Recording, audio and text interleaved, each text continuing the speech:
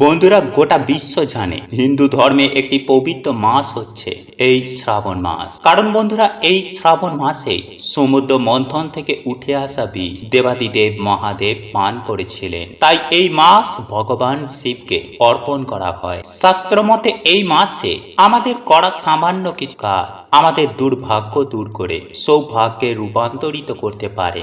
তাই এই শ্রাবণ মাসকে মনস্কামনা পূরণের মাসও বলা হয়। ঠিক তেমনি এই মাসে করা আমাদের কিছু কাজ আমাদের সৌভাগ্যের পরিবর্তে দুর্ভাগ্যকে ডেকে আনতে পারে। হ্যাঁ বন্ধুরা, আমাদের জীবনে দুঃখ কষ্ট দারিদ্রতা আষ্টে পিষ্টে জড়িয়ে ধরতে পারে। তাই শিব পুরাণে দেবাদিদেব মহাদেব বলেছে, এই শ্রাবণ মাস চলাকালীন যাই খান খিদেতে মরে গেলেও এই তিনটি খাবার ভুল করেও খাবেন না।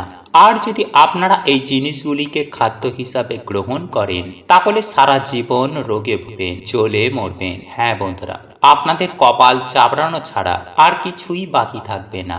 ঠিক তেমনই দেবাদিদেব মহাদেব এও বলেন, যদি কোনো ব্যক্তি শ্রাবণ মাসে কালো সুতো বা ধাগা হাতে কিংবা পায়ে বেঁধে রাখতে পারবে, সেই ভক্ত দেবাদিদেব মহাদেবের আশীর্বাদ প্রাপ্ত করবে। শুধু তাই নয় বন্ধুরা, যে সকল ব্যক্তিরা এই কালো সুতো বা কালো ধাগা হাতে কিংবা পায়ে ধারণ করবে, সেই সকল ভক্তরা এই শ্রাবণ মাসে এই 5টি সংকেত অবশ্যই পাবেন। কারণ এই 5টি সংকেত ভাগ্যশালীরাই পায়। এই সংকেতগুলি আপনারা যদি পান তাহলে বুঝবেন আপনারা কোনো সাধারণ মানুষ নন। আর আপনারা যদি এই সংকেতগুলি পেয়ে থাকেন তাহলে কাউকে ভুল করেও বলবেন না। কারণ দেবাদিদেব মহাদেবের আশীর্বাদও কি পায় আপনার ভালো সময় আসতে চলেছে। আপনি মহাদেবের আশীর্বাদে রাতারাতি কোটিপতি হয়ে উঠবেন। কারণ এই মাসে যে ব্যক্তি এই 5টি সংকেতের মধ্যে যে কোনো একটি সংকেত যদি পান তাহলে এর মানে হলো স্বয়ং দেবাদিদেব মহাদেব সেই ব্যক্তির বাড়িতে আগমন করেছে। হ্যাঁ বন্ধুরা, ভক্তের ডাকে ভগবানকেও স্বয়ং ভক্তের বাড়িতে আসতে হয়। আর তিনি তো ভোলা না, ভক্ত তার ভক্তি করবে আর তিনি আসবেন না এমনটা হতেই পারে না। তাই ভগবান শিব সেই বাড়িতে আসার আগে তিনি তার ভক্তদের বিভিন্ন রকমের সংকেত দেন। এবং যখন তিনি আপনাদের বাড়িতে আসবেন তখন বন্ধুরা এই সংকেতগুলি দেখে আপনারা বুঝতে পারবেন যে আপনাদের বাড়িতে স্বয়ং মহাদেবের কৃপা হয়েছে এবং আপনাদের জীবন থেকে এবার সমস্ত রকমের দুঃখ কষ্ট দারিদ্রতা এমনকি রোগ ব্যাধিরও নাশ আপনাদের জীবনে ভালো সময় আসতে চলেছে। তাই বন্ধুরা, আপনারা দেবাদিদেব মহাদেবের কৃপা প্রাপ্ত করার জন্য একবার কমেন্টে মন থেকে লিখুন ওম নমঃ শিবায়, হর হর মহাদেব। এবং বন্ধুরা, এই রকম আরো ভিডিও পাওয়ার জন্য আমাদের চ্যানেলটি সাবস্ক্রাইব করে পাশে থাকা নোটিফিকেশন বেল আইকনটি অন করে রাখতে একদমই ভুলবেন না। তাহলে আপনারা নতুন কিছু জানতে পারবেন, নতুন কিছু শিখতে পারবেন। চলুন বন্ধুরা, এইবার আমরা দেখে নিই যে এই মাসে আপনারা কোন সংকেতগুলি পেলে বুঝবেন যে আপনাদের ওপর স্বয়ং মহাদেবের কৃপা হয়েছে কিনা। নাম্বার 1, বন্ধুরা, যদি এই মাসে যখন দেবাদিদেব মহাদেবের পুজো অর্চনা করছিলেন তখন যদি আপনি আপনার শিবলিঙ্গের আশেপাশে কালো রঙের পিঁপড়ে দেখতে পান এবং তারা যদি আপনাদের ঠাকুর ঘরে বা শিবলিঙ্গের আশেপাশে ঘোরে তাহলে এর মানে বন্ধুরা আপনাদের শিবলিঙ্গ এইবার জাগৃত হয়ে গেছে। মানে আপনাদের বাড়ির শিবলিঙ্গে শিবতত্ত্বের প্রবেশ ঘটেছে, যা আমরা এত জ্ঞানী হওয়ার সত্ত্বেও তা অনুভব করতে পারিনি, কিন্তু সামান্য একটি পিঁপড়ে তা অনুভব করেছে। আসলে বন্ধুরা, পিঁপড়ে আমাদের আশেপাশে থাকা এনার্জি বা প্রকৃতিতে হওয়া কিছু ঘটনা তারা আগে থেকেই অনুভব করতে পারে। যেমন দেখবেন বৃষ্টি হবার আগেই পিঁপড়ে তা বুঝে যায়। তাই যখন শিবলিঙ্গে শিবতত্ত্বের প্রবেশ হয় তখন পিঁপড়ে বা এই সমস্ত জীবেরা শিবলিঙ্গের আশেপাশে ঘোরে। নাম্বার 2, বাড়িতে গরুর আগমন হওয়া বা নন্দী মহারাজের আগমন হওয়া। বন্ধুরা, নন্দী মহারাজ হলেন ভগবান শিবের দ্বার রক্ষক এবং ভগবান শিবের পরম ভক্ত। তাই এর জন্যই প্রত্যেক শিব মন্দিরের বাইরে নন্দী মহারাজ বিরাজ করেন। মানা হয় যে বাড়িতেই ভগবান শিবের আগমন হয় সেই বাড়িতেই সবার প্রথমে নন্দী মহারাজ আসেন। তাই যদি বন্ধুরা আপনাদের বাড়িতে এই মাসে গরু বা নন্দী মহারাজকে দেখতে পান, তাহলে অন্ততপক্ষে রুটি ও জল দিতে একদমই ভুলবেন না। এবং এই মাসে যদি নন্দী মহারাজকে যদি মিষ্টি মুখ করানো যায়, তাহলে এতে ভগবান শিব বন্ধুরা খুবই প্রসন্ন হন। ফলে আমাদের মনের বাসনা তিনি খুব তাড়াতাড়ি পূর্ণ করে দেন। নাম্বার 3, বন্ধুরা যদি আপনারা এই মাসে হঠাৎই স্বপ্নে শিবলিঙ্গ বা ভগবান শিবকে দেখতে পান, তাহলে বন্ধুরা এর মানে আপনাদের ওপর স্বয়ং দেবাদিদেব মহাদেবের কৃপা হয়েছে। কারণ বন্ধুরা আমরা এতটাই পুণ্যবান নই যে আমরা সাক্ষাৎ ভগবানের দর্শন করতে পারি। তাই ভগবান তার ভক্তদের প্রথমে স্বপ্নেই দর্শন দেন। নাম্বার 4, স্বপ্নে সাপের দর্শন বা যদি আপনাদের বাড়িতে এই সময়ে কালো রঙের সাপ দেখতে পান, তাহলে বন্ধুরা মনে করা হয় যে এটিও ভগবান শিবের কৃপারই লক্ষণ। তাই যদি বন্ধুরা আপনাদের বাড়িতে এই সময়ে সাপ দেখতে পান, তাহলে যতটা পারবেন বন্ধুরা তাদের না মারারই চেষ্টা করবেন।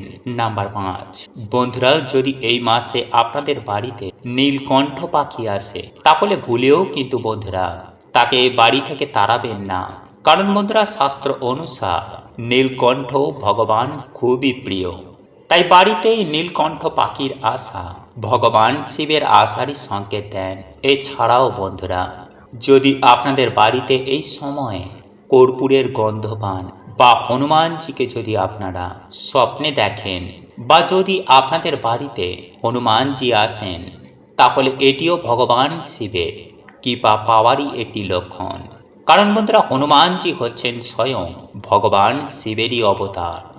যাই হোক বন্ধুরা, এইবার আমি আপনাদেরকে জানিয়ে রাখি যে আপনারা দেখেছেন হয়তো যে বেশিরভাগ লোক হাতে নয়তো পায়ে কালো সুতো বা ধাগা বাঁধে। কিছু লোক তো আবার কালো ধাগাকে নিজের গলায়ও পরে। কিন্তু বন্ধুরা আপনারা কি জানেন যে এই সময়ে কেন মানুষেরা কালো ধাগা পরে? কেনই বা বাচ্চাদের কপালে কালো টিপ পরানো হয়? এখন হয়তো আপনাদের মনে একটি প্রশ্ন আসবে যে কালো রং তো অশুভর প্রতীক মনে করা হয়, তাহলে লোকেরা কেন কালো রঙের ধাগা বাঁধে? এর পেছনের উদ্দেশ্যই বা কি? বন্ধুরা যদি আপনারা এর পেছনের কারণ শোনেন, তাহলে আপনারাও চমকে উঠবেন। হ্যাঁ বন্ধুরা, আসলে এর পেছনে লুকিয়ে রয়েছে এক গভীর রহস্য। বন্ধুরা আজকের সময়ে কালো ধাগাকে মানুষেরা ফ্যাশন হিসাবে পরে, কিন্তু তার মধ্যে বেশিরভাগ লোক এটা জানে না যে এর পেছনের কারণ কি। বন্ধুরা এই কালো টিপ লাগানোর পেছনে আধ্যাত্মিক ও বৈজ্ঞানিক দুটো কারণই লুকিয়ে রয়েছে। বন্ধুরা এই সৃষ্টিতে যেমন পজিটিভ এনার্জি রয়েছে, ঠিক তেমনই এই সৃষ্টিতে নেগেটিভ এনার্জিও রয়েছে। তাই আমাদের হিন্দু ধর্ম অনুসার কালো রং নেগেটিভ এনার্জি অর্থাৎ বাজে দৃষ্টি থেকে রক্ষা করে। আপনারা হয়তো অনেকেই ছোট বাচ্চাদের কপালে কালো টিপ দেখেছেন হয়তো, এবং আমাদের কপালেও ছোটবেলায় কালো টিপ দেওয়া হতো। বন্ধুরা আধ্যাত্মিক ব্যক্তি অনুসার মায়েরা এমন এর জন্য করেন যাতে তার সন্তানদের ওপর বাজে দৃষ্টি না লাগে, অর্থাৎ নেগেটিভ এনার্জি যাতে দূরে থাকে। আসলে বন্ধুরা শাস্ত্র অনুসার কালো রং ভগবান শনি ও রাহু দেবের সাথে সম্পর্কিত। সাথে এটাও বলা হয় যে কালো রং ভগবান কাল ভৈরব দেবের সাথেও সম্পর্কিত। এই ব্যাপারে পণ্ডিতেরা মনে করেন যে ভগবান বিষ্ণুর অংশ ও মহাকাল শিবের 5 নম্বর রূপ ভৈরবনাথ, অর্থাৎ কাল ভৈরব ভগবানের উপাসনার ক্ষেত্রে দৈবিক, শারীরিক ও মানসিক সমস্যার সমাধান হয়। তাই এর জন্য লোক কালো রং ব্যবহার করে বিভিন্ন সমস্যার সমাধান পেতে চায়। বন্ধুরা ভগবান শিবের বরদান অনুসার ভগবান শিবের কোনো পুজোর আগে কাল ভৈরব দেবের পুজো অনিবার্য। কাল ভৈরব ভগবান স্বভাবে একটু উগ্র হলেও ভগবান শিবের মতনই তিনি খুব তাড়াতাড়ি প্রসন্ন হন। ফলে এই মাসে কপালে কালো রঙের টিপ দিলে নেগেটিভ এনার্জির প্রভাব বাচ্চাদের জীবনে পড়ে না, এবং কপালে যদি বড় করে টিপ দেওয়া হয় তাহলে মানুষের প্রথম নজর ওই কালো টিপের ওপরেই পড়ে যায়। ফলে মানুষের কোনো রকমের বাজে দৃষ্টি ওই বাচ্চাদের ওপরে পড়ে না। বন্ধুরা এটা তো হলো আধ্যাত্মিক কারণ। তো চলুন বন্ধুরা এইবার আমরা জেনে নিই বৈজ্ঞানিক কারণ। বন্ধুরা আসলে আমাদের এই শরীর 5টি তত্ত্ব নিয়ে তৈরি। যেমন মাটি, জল, বায়ু, অগ্নি ও আকাশ। যখন এই তত্ত্বের মধ্যেই কারোর বাজে দৃষ্টি পড়ে, তখন সেই নেগেটিভ এনার্জির প্রভাব তখন আমাদের এই 5 তত্ত্বের শরীরের ওপরেও পড়ে। ফলে তার জীবনে নেমে আসে নানান রকম সমস্যা। আর আপনারা হয়তো বেশিরভাগ মানুষই পড়েছেন যে কালো রং এনার্জিকে, যে কালো রং নেগেটিভ এনার্জিকে শোষণ করে নেয়। এর জন্য কালো রঙের টিপ অথবা হাতে বা পায়ে কালো সুতো বা ধাগা বাঁধা হয়। এছাড়াও বলা হয়, যদি মঙ্গলবার হনুমানজির মন্দিরে গিয়ে হনুমানজির চরণে কালো ধাগা রেখে তার চরণে রাখা সিঁদুর যদি ওই ধাগায় লাগিয়ে নিজের সিন্ধুকে বা আলমারিতে রাখা হয়, তাহলে তার জীবন থেকে আর্থিক সমস্যা কিছু দিনের মধ্যেই দূর হয়ে যায়। তাই যদি বন্ধুরা আপনারা কোনো রকমের আর্থিক সমস্যায় ভোগেন, তাহলে এই মাসে অবশ্যই এই প্রক্রিয়াটি করে দেখতে পারেন। অবশ্যই কিন্তু আপনারা এর সুফল পাবেন। তবে বন্ধুরা এই মাসে আপনারা যাই করুন না কেন, যাই খান না কেন, এই শ্রাবণ মাস চলাকালীন বন্ধুরা আপনারা এই খাবার 3টি খাবেন না। কারণ বন্ধুরা, যদি আপনারা চান আপনাদের ওপরে স্বয়ং মহাদেবের কৃপা বিরাজ করুক, ভগবান শিবের কৃপায় আপনাদের সকল মনোবাসনা পূর্ণ হোক, তাহলে বন্ধুরা আপনারা আজকের এই ভিডিওটি অবশ্যই পুরো দেখুন। কারণ বন্ধুরা, এইবার আমি আপনাদেরকে এমনই বিশেষ কিছু গুরুত্বপূর্ণ দিক তুলে ধরব, যা প্রত্যেকটা মানুষের জানা অত্যন্তই জরুরি। তাই বন্ধুরা, ভিডিওটি একটি লাইক করে কমেন্টে ওম নমঃ শিবায়, হর হর মহাদেব ও জয় শ্রীকৃষ্ণ, রাধে রাধে অবশ্যই লিখবেন। বন্ধুরা, শিব পুরাণে উল্লেখ করা হয়েছে যে ভগবান শিবের পুজো অর্চনা করার জন্য এই শ্রাবণ মাস সর্বশ্রেষ্ঠ মাস বলে মনে করা হয়। কারণ এই মাসে বন্ধুরা ভগবান শিব নিজের ভক্তদের বাড়িতে আসেন এবং ভক্তদের মনের কথা ও মনের বাসনা শোনেন। যারা এই মাসে ভগবান শিবের নামে সোমবারে অন্তত একটি বেলপাতা শিবলিঙ্গে অর্পণ করে, তাহলে বন্ধুরা তাদের মনোবাসনা স্বয়ং ভগবান শিব শোনেন। কারণ বন্ধুরা, ভগবান শিব হলেন স্বয়ং ভোলেনাথ। তিনি ভক্তের দেওয়া সামান্য একটি বেলপাতাতেই তিনি সন্তুষ্ট হয়ে যান। আবার ঠিক তেমনই সামান্য কিছু ভুলেও বন্ধুরা তিনি রুদ্র রূপ ধারণ করেন এবং সেই ব্যক্তির ওপরে তিনি কখনোই কৃপা করেন না। তাই বন্ধুরা, এই মাস চলাকালীন আপনারা কিন্তু ভুলেও এই কার্যগুলি করবেন না, নইলে আপনাদের পরিবারের ওপরে কিন্তু বন্ধুরা এর প্রভাব অবশ্যই অবশ্যই পড়বে। নাম্বার 1, বন্ধুরা এই শ্রাবণ মাস সাধনা ও তপস্যার মাস। তাই বন্ধুরা এই মাসে আপনারা বেশি ভোগ বিলাসিতা করবেন না। এই মাসে যতটা আপনারা পারবেন জপ তপ দান পুণ্য মানে বেশি করে পুণ্য আদির কাজ করবেন। নাম্বার 2, বন্ধুরা এই মাসে আমাদের চুল দাড়ি কাটা উচিত নয়, বিশেষ করে এই মাসের সোমবারগুলিতে।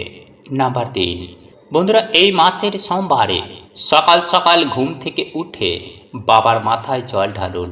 যদি পারেন তো বন্ধুরা আপনারা এই মাসে যে কোনো একটি শিব মন্দিরে গিয়ে শিবলিঙ্গে জল অর্পণ করুন। এবং যদি বন্ধুরা আপনাদের বাড়িতে এই মাসে কোনো অসহায় গরিব দুঃখী মানুষ আসে, তাহলে বন্ধুরা ভুলেও কিন্তু তাকে খালি হাতে ফেরাবেন না।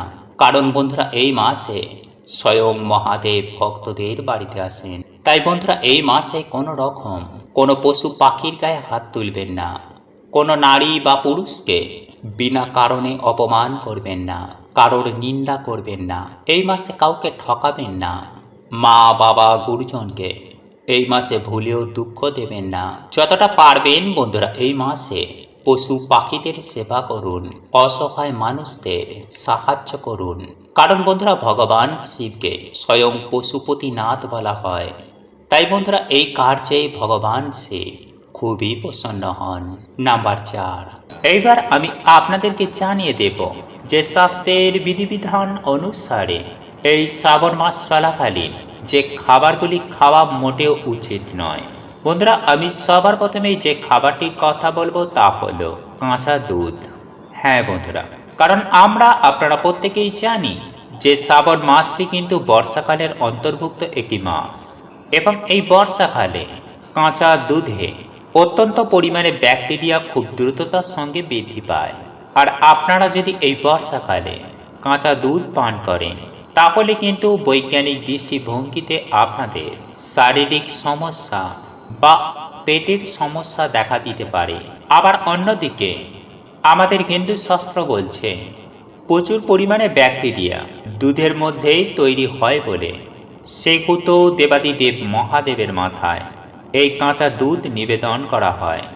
বন্ধুরা, এই দুধ দেবাদিদেব মহাদেবের অত্যন্ত প্রিয় হলেও মানুষের শরীরের জন্য কাঁচা দুধ সেবন করা একদমই ভালো নয় এই শ্রাবণ মাসে। বন্ধুরা, বহু প্রাচীন কাল থেকেই এই শ্রাবণ মাসে কাঁচা দুধ কিন্তু দেবাদিদেব মহাদেবের মাথায় নিবেদন করা হয় এবং এই দুধ দিয়ে ওনার অভিষেক করা হয়। সুতরাং আপনারা কোনো পরিস্থিতিতে এই কাঁচা দুধ কিন্তু শ্রাবণ মাসে গ্রহণ করবেন না, এতে ভালো আপনাদেরই হবে। বন্ধুরা, এরপর তৃতীয় যে খাবারটি আপনাদেরকে জানিয়ে দেব বা শ্রাবণ মাসে খেতে বারণ করব সেটি হলো বেগুন বা কোনোরূপ শাক জাতীয় খাবার। আগে হ্যাঁ বন্ধুরা, আপনারা কিন্তু এই শ্রাবণ মাস চলাকালীন ভুল করেও লাল শাক বা বেগুন মুখে তুলবেন না।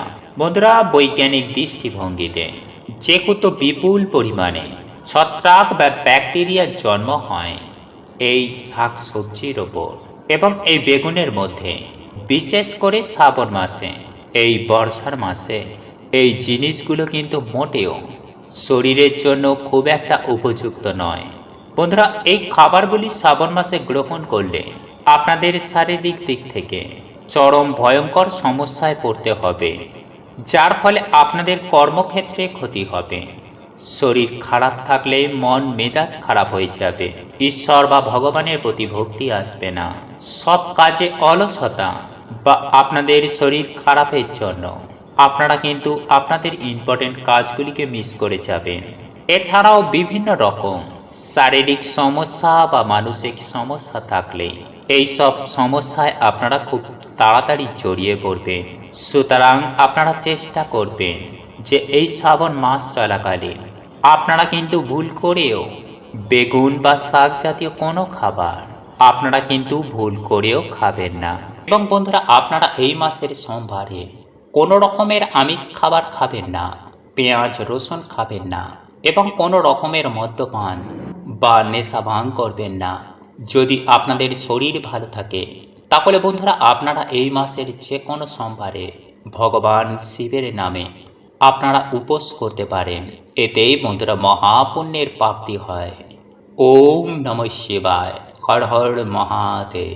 প্রভু আপনাদের সকলের মঙ্গল করুক। আপনারা সকলেই সুস্থ থাকবেন, ভালো থাকবেন। নমস্কার, ধন্যবাদ।